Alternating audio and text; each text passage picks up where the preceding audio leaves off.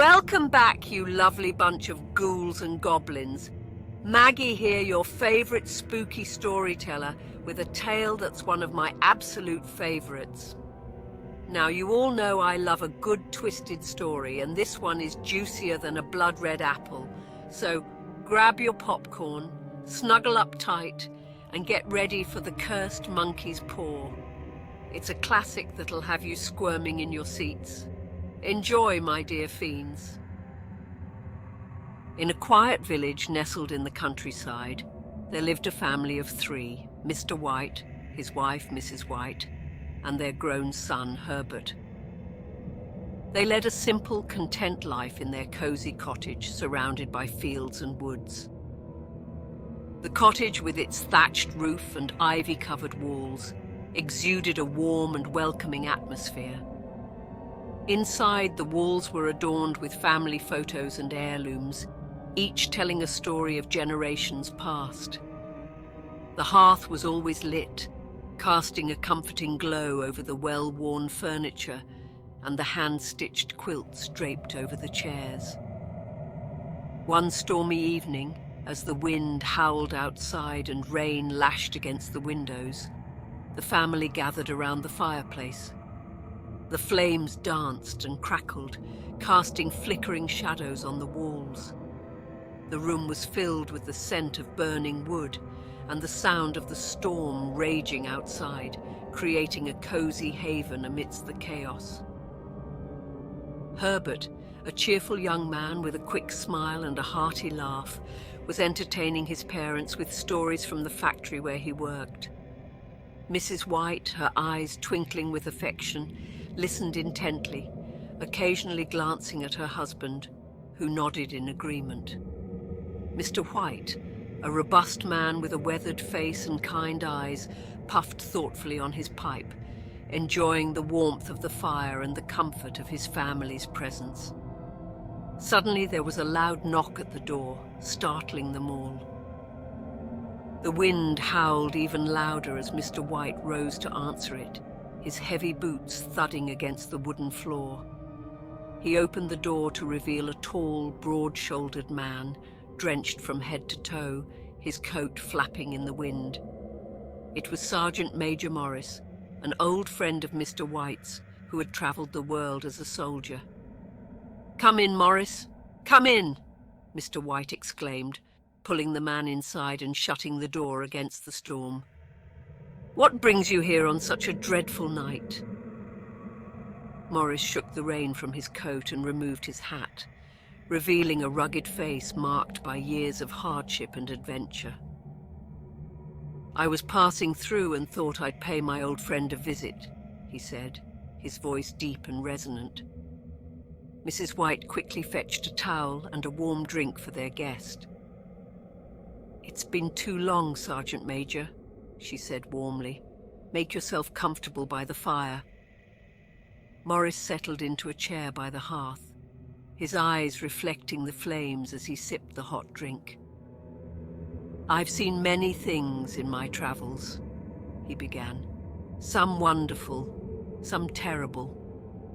But there's one thing in particular that I thought you might find interesting."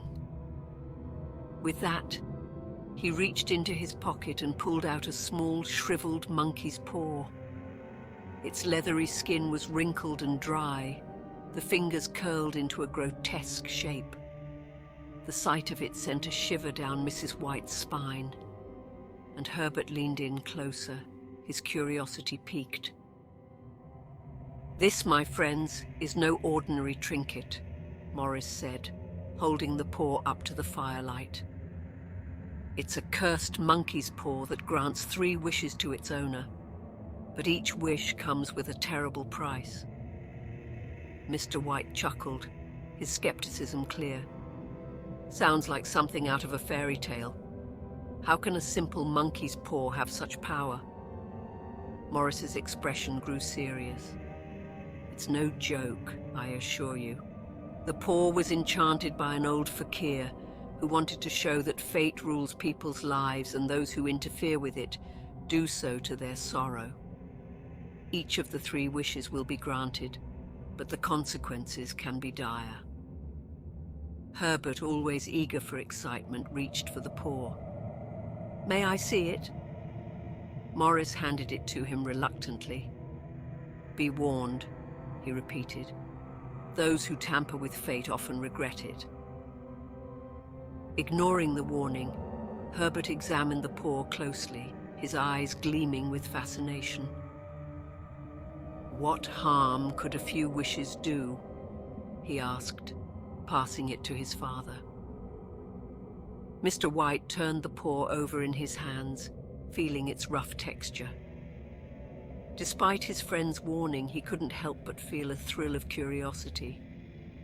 "What did you wish for, Morris?" he asked. Morris's eyes darkened. "My first wish was for wealth. It came true, but not in the way I expected. My second wish was for power, and it brought me nothing but misery. As for my third wish, I dare not speak of it." The room fell silent, the only sound the crackling of the fire and the distant rumble of thunder. The weight of Morris's words hung heavy in the air, but the allure of the paw was too strong to resist. "Well, thank you for the warning, old friend," Mr. White said, placing the paw on the mantel. "We'll be sure to use it wisely, if at all."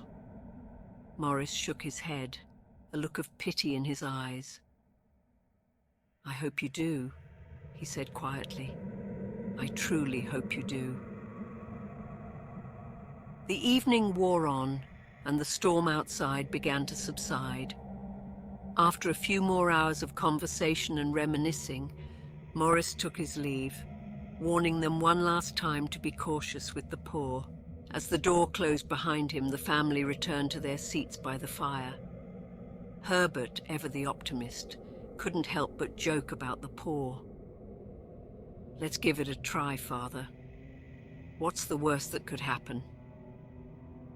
Mr. White, though still skeptical, was tempted by the possibilities. He picked up the paw and held it firmly, closing his eyes. "I wish for £200 to pay off our debts," he said. The paw twitched in his hand, and the firelight seemed to dim for a moment. Mrs. White gasped, and Herbert's eyes widened in surprise. "Did you see that?" Mrs. White asked, her voice trembling. "Probably just a trick of the light," Mr. White said, though he couldn't deny the strange sensation he had felt. They decided to put the paw away and go to bed, dismissing the experience as a peculiar coincidence. The next morning, as the first rays of sunlight filtered through the cottage windows, Herbert prepared for work. He kissed his mother on the cheek and clapped his father on the back, his usual cheerful self. "Don't worry about that paw, Father. It's just a silly old story." Mr. and Mrs. White watched him leave, their hearts warmed by his optimism.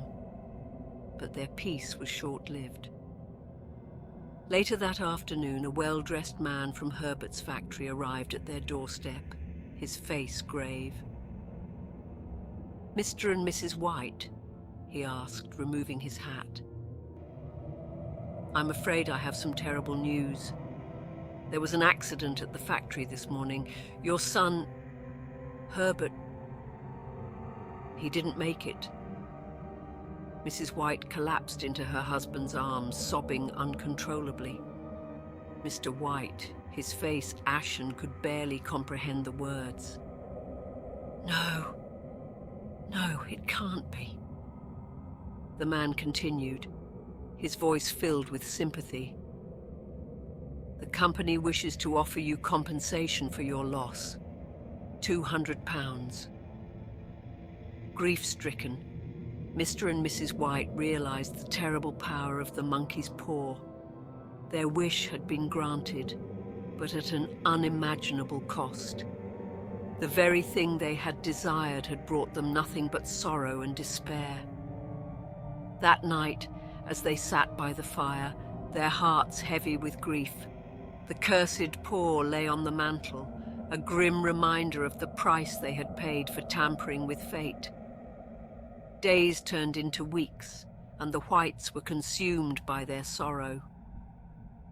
The house felt empty without Herbert's laughter, and the once warm cottage now seemed cold and lifeless. The vibrant flowers in the garden withered, and the cheerful song of birds was replaced by an eerie silence. Mrs. White, in particular, was inconsolable, her heart broken by the loss of her only child. The cottage itself seemed to mourn with them. The cheerful yellow curtains that once brightened the kitchen now hung limp and dusty. The ticking of the old grandfather clock, once a comforting rhythm, now seemed like the tolling of a death knell. Every corner of the house held memories of Herbert, his favorite chair, his muddy boots by the door, the laughter that used to fill the air. One night, as they sat in silence, Mrs. White suddenly turned to her husband, her eyes filled with a desperate hope. "We have 2 wishes left," she said, her voice trembling. "We can wish Herbert back." Mr. White recoiled at the thought. "We don't know what we're tampering with. The first wish brought us nothing but misery." But Mrs. White was insistent. "I want my son back. I don't care about the consequences. We can't live like this, Thomas. I can't live without him." Reluctantly, Mr. White retrieved the monkey's paw from its hiding place in the drawer, where he had thrown it in a fit of anguish. His hands shook as he held it, remembering the horror it had already brought. The leathery paw felt cold and unyielding, its twisted fingers a stark reminder of the unnatural power it held. With a heavy heart, he made the second wish. "I wish for my son to return to us." The paw twitched and a cold wind swept through the room. The fire flickered, casting eerie shadows on the walls. The temperature in the room dropped sharply, and a faint, musty smell filled the air. They waited in tense silence, listening for any sign of their son's return. Hours passed, and just as they began to lose hope, they heard a faint shuffling sound outside the door. Mrs. White sprang to her feet, rushing to open it. "Herbert!" she cried, but Mr. White grabbed her arm. "Wait! We don't know what's out there," he warned, fear gripping his heart. Ignoring him, Mrs. White wrenched open the door, revealing the dark, empty night. But the shuffling sound grew louder, closer, and then, from the darkness, came a knock. It was a slow, deliberate knock, echoing through the silent house. Terror seized Mr. White. "It's not Herbert," he whispered. "It's something else." But Mrs. White, driven by grief and desperate hope, ran to the door. As she fumbled with the lock, Mr. White made a desperate decision. He grabbed the monkey's paw and made his third and final wish. "I wish for whatever's at the door to go away." The knocking ceased, and the night fell silent. Mrs. White opened the door to find nothing but the cold wind and the empty darkness. She collapsed in tears, realizing her husband had undone her wish. The despair that settled over the house was palpable. The grief that had been momentarily lifted by hope returned with even greater force. Mrs. White's cries echoed through the empty halls, and Mr. White sat by the dying fire, the weight of his actions pressing down on him. Days passed, and a heavy fog rolled over the village, enveloping the cottage in a damp, suffocating embrace. The villagers, aware of the Whites' tragedy, kept their distance, their pity mixed with a superstitious fear of the cursed paw. Mrs. White spent her days in a daze, wandering from room to room, clutching Herbert's belongings and whispering his name. She rarely ate or slept, her once vibrant spirit broken. Mr. White tried to console her, but his own guilt and sorrow were too great to bear. One evening, as the fog thickened outside, Mrs. White approached her husband, her eyes hollow and red-rimmed. "There must be something we can do," she pleaded. "Some way to bring Herbert back." Mr. White shook his head, tears in his eyes. "The paw's power is spent. We've used all 3 wishes, and now we must live with the consequences." Desperation turned to anger, and Mrs. White hurled the paw into the fire. "Curse this wretched thing!" she cried, watching as the flames consumed it. The air filled with the acrid smell of burning leather, and the fire hissed and sputtered. As the paw burned, a sense of finality settled over them. They knew there was no going back, no undoing the terrible events set in motion by their wishes. The cursed paw, now nothing more than ashes, had left them with nothing but their grief and regret. That night, as they lay in bed, the silence was broken only by the distant call of an owl and the rustling of the wind through the trees. Mr. and Mrs. White held each other close, their hearts heavy with sorrow. The realization that they had tampered with forces beyond their understanding weighed heavily on their minds. The next morning, the fog lifted, revealing a clear, cold day. The villagers, aware of the Whites' tragedy, offered sympathy, but kept their distance, wary of the curse that had befallen the family. The tale of the cursed monkey's paw became a legend, passed down through generations as a cautionary story of greed and the perils of wishing for more than one deserves. The villagers learned to be content with what they had, knowing that some desires come with a price too high to pay. And so, the Whites lived out their days in the quiet cottage, their hearts heavy with sorrow, but also filled with a newfound appreciation for the simple joys of life. They had learned the hard way that some things are best left to fate, and that the greatest treasures are often found in the love and companionship of those we hold dear. Well, there you have it, my delightful denizens of darkness. The tale of the cursed monkey's paw, a story that reminds us all to be careful what we wish for. Sometimes our deepest desires can lead to our darkest nightmares. If you enjoyed this twisted tale, give it a thumbs up, hit that subscribe button, and join me for more spine-chilling stories.